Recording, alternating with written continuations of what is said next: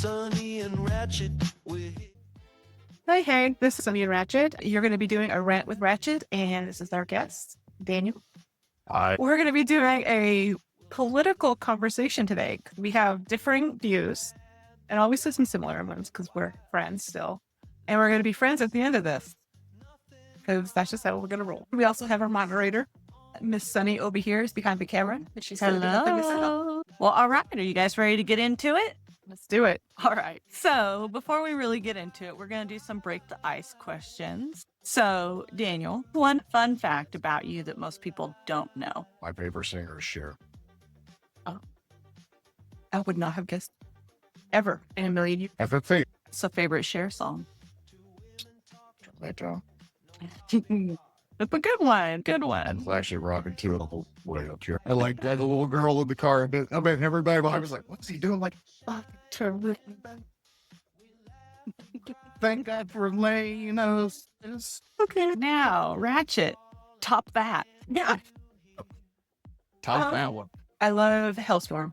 Anything by Hellstorm. Good choice. Okay. So my next question for both of you is going to be, what's your guilty pleasure show or hobby? Daniel? Big fan of porn. Okay. Fuck. Shut down.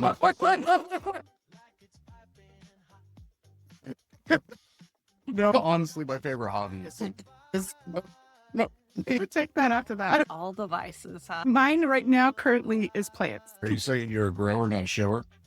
Exactly what I'm saying. Oh my goodness. Well, I need to start with Ratchet and then go.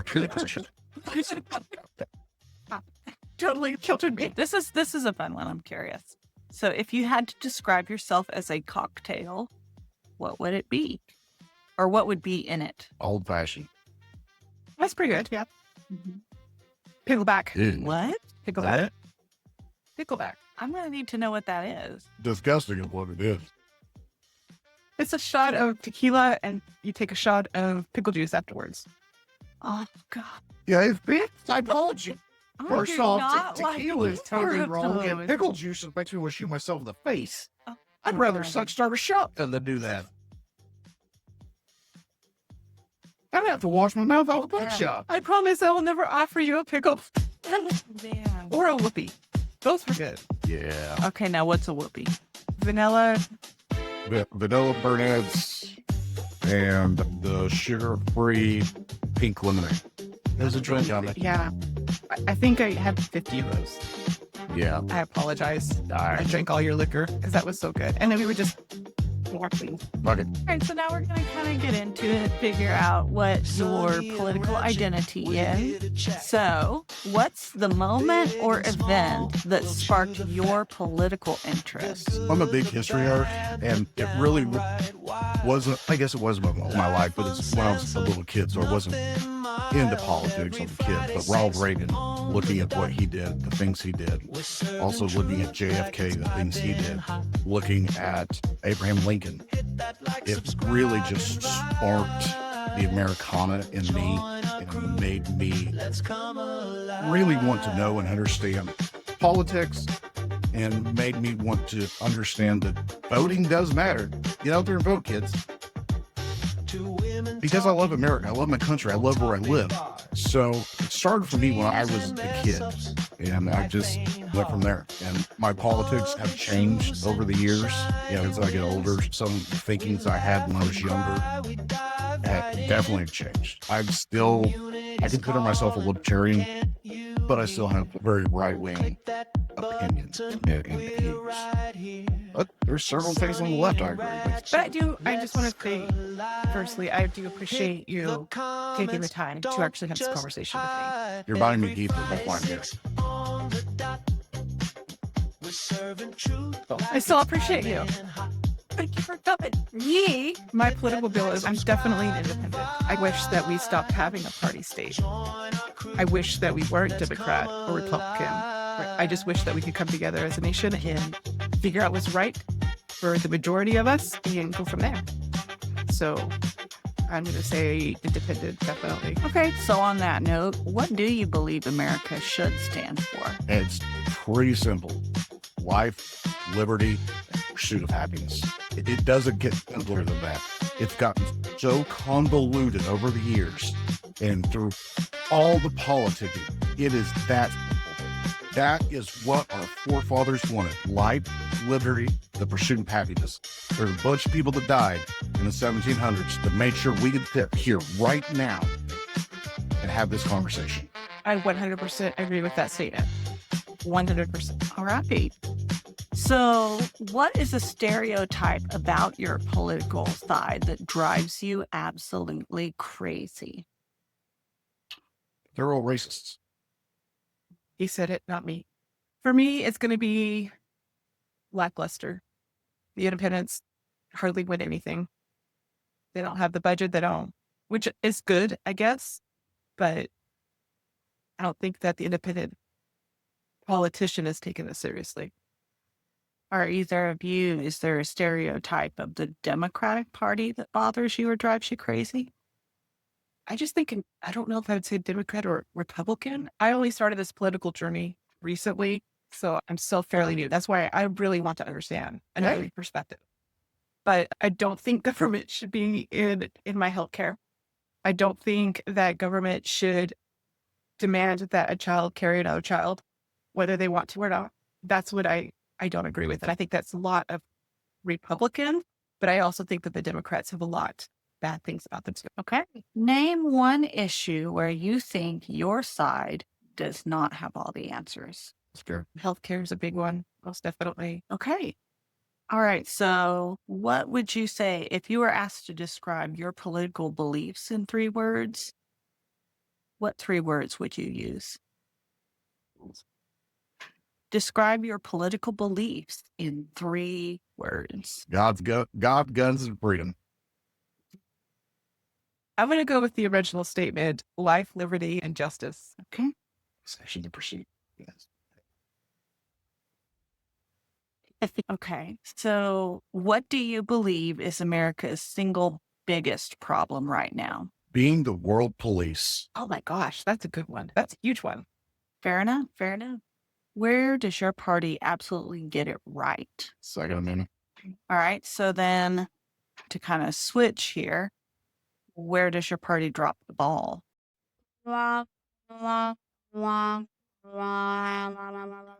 Taxes.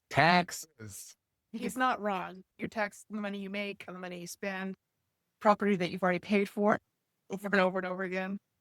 Taxes is a big one, definitely. I think it's that they need to remember that we don't work for the government. The government works for us as the people. And I think that's been forgotten. Is there something specific about taxes that you feel like they could do better? My overtime is taxed 40%.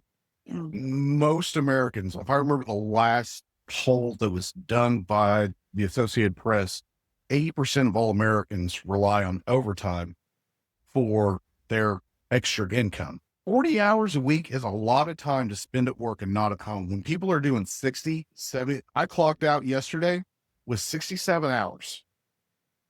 I'm used to that, but that takes away from anything that I want to do. And that money is taxed at 40% because it's extra income. Go fuck yourself. Move on and quit taxing my fucking overtime. He's very passionate about this. No, God, I love it. Keep it up. I get it. All right. So this is rapid fire.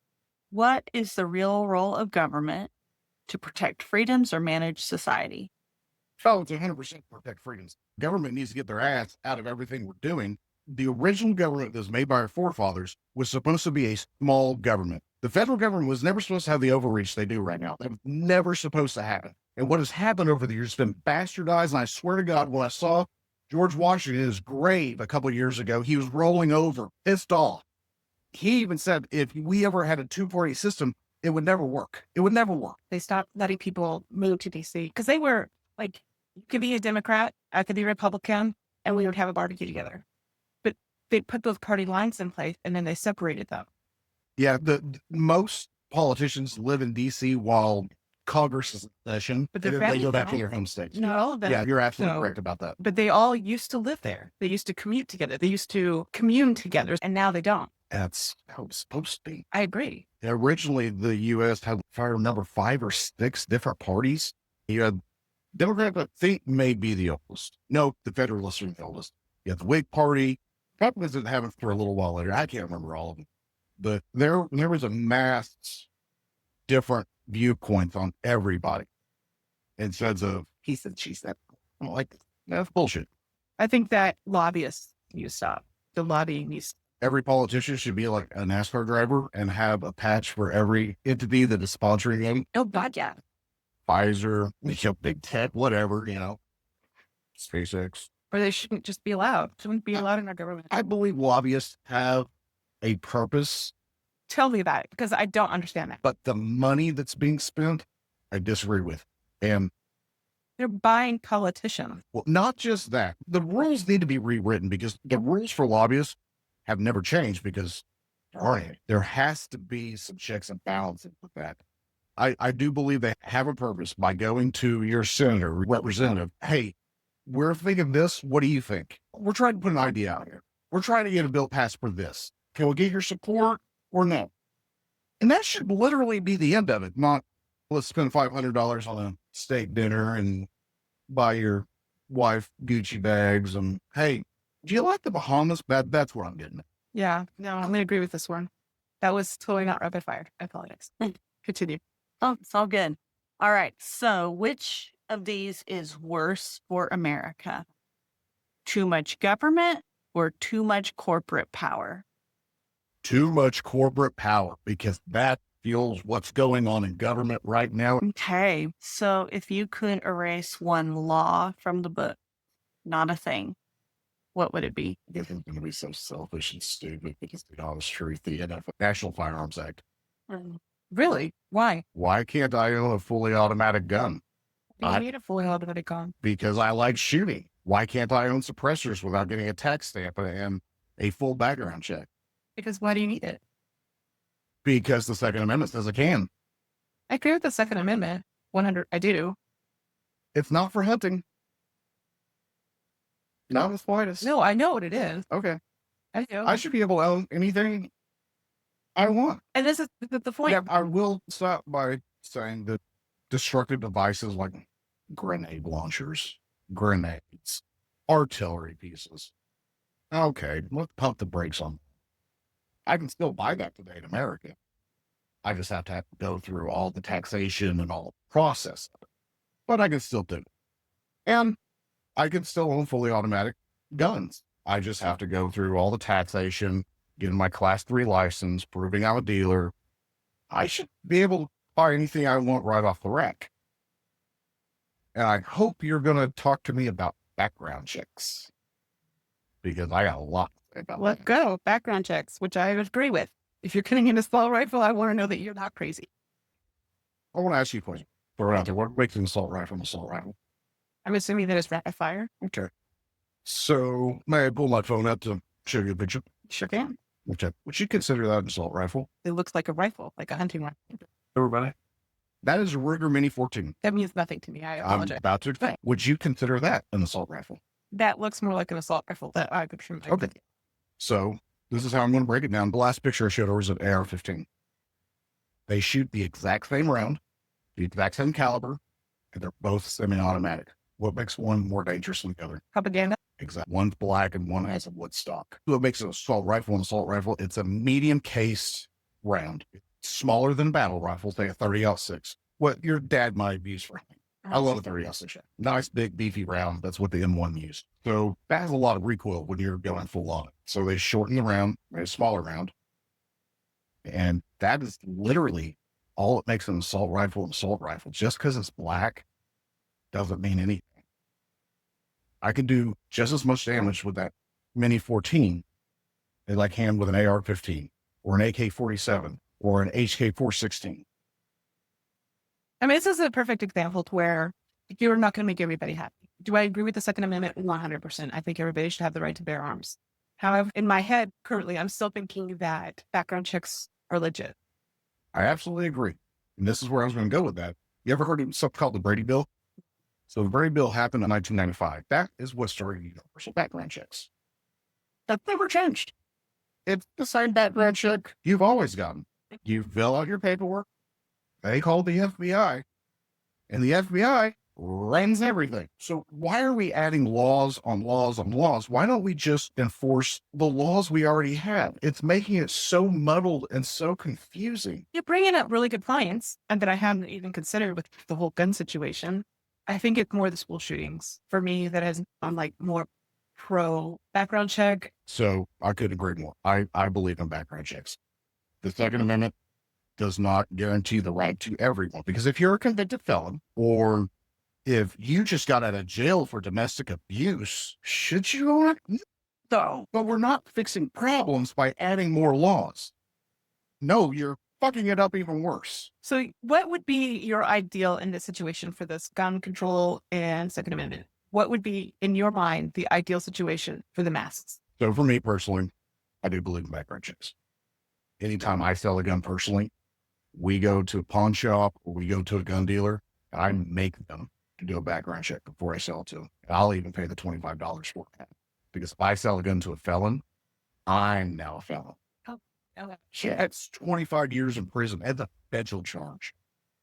The mandatory minimum is like, but anyway, whether it's private or by business, because right now I can sell a gun to you right now. I don't have to do background check. You don't have to. Just Really? Yeah, I can sell you a gun right now, and no one would ever know. Everyone has to do a background check. The Brady Bill background check. Are you a U.S. citizen?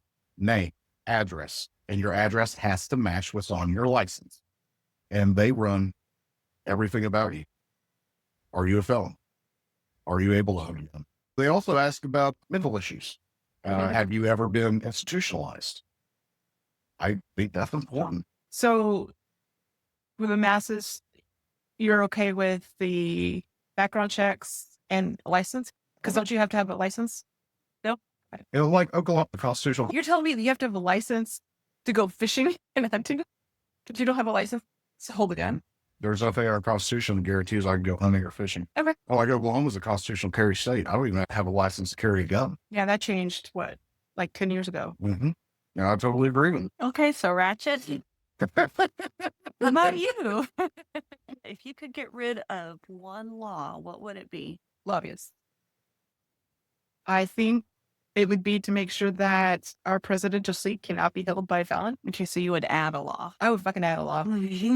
Okay. Okay. I actually really agree with that.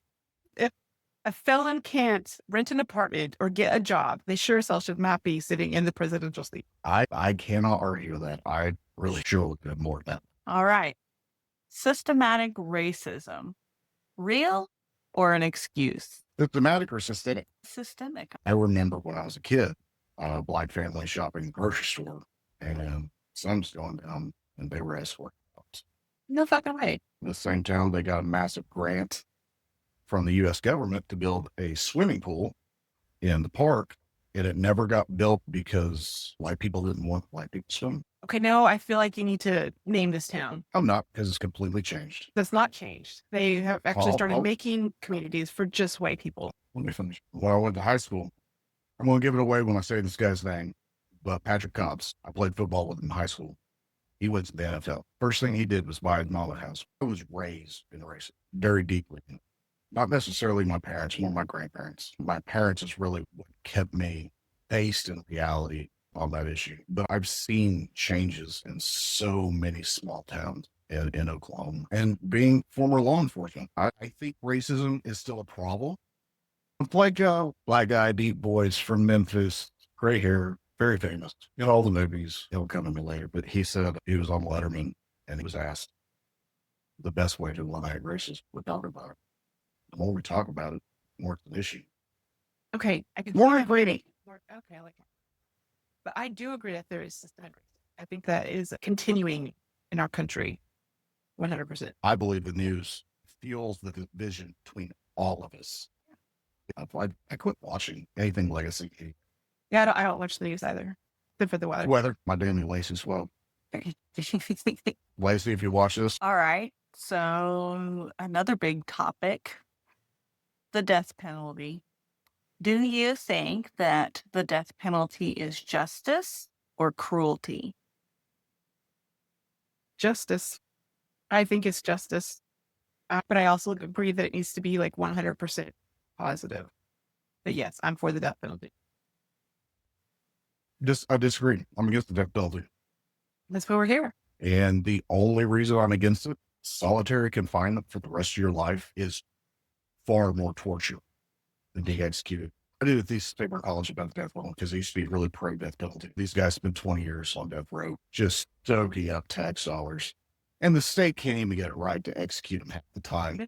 Ozzy just went to fucking Sweden, had a shot, and he's died peacefully in sleep. And we're literally torturing people to death, which they deserve it. But we're talking about inmates currently, right? yeah. Okay. Yeah, convicts. But the states can't even get a death protocol right. Look at Oklahoma. I agree. Look now, Alabama. Don't you all went back to the fucking firing squad. I agree with that. Okay. So do I. The same toss of the coin, solitary confinement for the rest of your life. These guys have been 20 years on death row. They want to be executed because it's their way out. You spend the rest of your life in solitary. Solitary fucks with people. I've seen guys so weak in solitary, and they're already going crazy. I've seen guys in solitary for 10 years. They can't even talk anymore. Lost their mind. Solitary is the worst torture I've ever seen in my life. That I'm for it. Let's put them in solitary confinement until they are dead. You should not get internet. You should not get a workout station. You should not get free education. Yeah, I've personally been to H unit at McAllister. That's Oklahoma's death row. Those guys, some of them, the one I'm going to bring up is Richard Bloss. That guy was about to be executed, about to get out of prison because he actually did. To your point, we got to make sure. 100% sure before we do it. But then don't wait 20 years. If do it. If we're not executing people, we don't have to worry about, are we killing an innocent? That's true. Or that is true. I'm still for it. I can think of a lot of different reasons to say you have to be 100% positive, and how are you going to know that for sure? I have to say I'm still for it. And when I say I'm against, it's not that I'm not pro death penalty. I just think one thing's a little bit better than the other. You should combine them. If you're on death, should be in solitary. Death row is solitary. Oh, I didn't know that. You are on solitary while you're on death row in Oklahoma. I believe that's the way. I know Texas is that way. I don't know about Florida's that way. I'm not sure about the other states. But yeah, when you're on solitary or on death row, you're solitary. And I also don't believe that when you're on death row, you should be able to give all the news interviews you want to. All the news interviews that Ted Bundy got was fucking disgusting. Mm-hmm. It inflated his ego and devalued his victims. I will not watch Dahmer. I like those shows just because I like the psyche of who they are and what they're thinking about. But I want to make sure that the victims are remembered. This guy is nobody to be famous. He should be nameless. I agree. But remember the victims. But the thought process and the psychological process and what causes intrigues me. Really interesting talk there. All right, now we're going to bounce to LGBTQ, history and rights. Do you think that public schools should teach about that? No. No, should be. But we'll play devil's advocate here. How many parents are absent parents? The kids really don't have parents. They just go to school, they come home. That sucks for them. I'm sorry. But I don't want anybody else teaching my 5-year-old. But you're thinking about like your kid. I'm trying to think of like. You're right, my kid. Somebody else's kid. My kid's not. Don't fucking teach them that shit. That's for me. But I'm trying to think a little outside the box. Abusive dad, absent mom. They're not teaching them anything. Everything they're getting is from school. Did they find a parent or of a friend that they can bond with? And did not expect this, but you and I disagree on this part. And I'm not really sure how I feel about it. Because I definitely don't want the government teaching my kids religion, LGBTQ plus. I'm not saying I don't agree with them wanting to be bisexual, gay, lesbian, whatever. Don't care. Yeah. I just don't want anybody else teaching my child. So I do want to clarify something here. What it says in the question is teaching about their history and their rights as a community. Their rights should be the same as ours. Yeah, their rights are the exact same as ours, so there's nothing to really teach. So, yeah, I think it's gay marriage is fine. What you doing? If you want to be unhappily married the way that most straight people are, go ahead. And we tell you a dark secret that I'm really ashamed of. Do you want out in the world? Both my siblings are gay, and my sister is married to a wonderful, wonderful woman. I think she's a staff sergeant. She may be a staff sergeant. I can't remember. And the National Guard did several deployments. Awesome. Guess who voted against gay marriage in Oklahoma? Guess who fucking regrets that with every fiber of his being now that I've grown up a little bit. I understand things a little bit more. And I'm so happy the Supreme Court overturned that. Good. Me too. I hope that they don't throw that out the window too, like they did Roe v. Wade. Because I know that's on the talks. It's on the books. Real time. So if that issue was part of a history lesson, they're talking about modern law and progress. Yeah. Laws, progress. If we're going to throw gay marriage into it, we should also throw in that any marriage was never taxed or had any documentation until the early 1900s when governments figured out, wait, we can make money off this shit. That's literally what happened.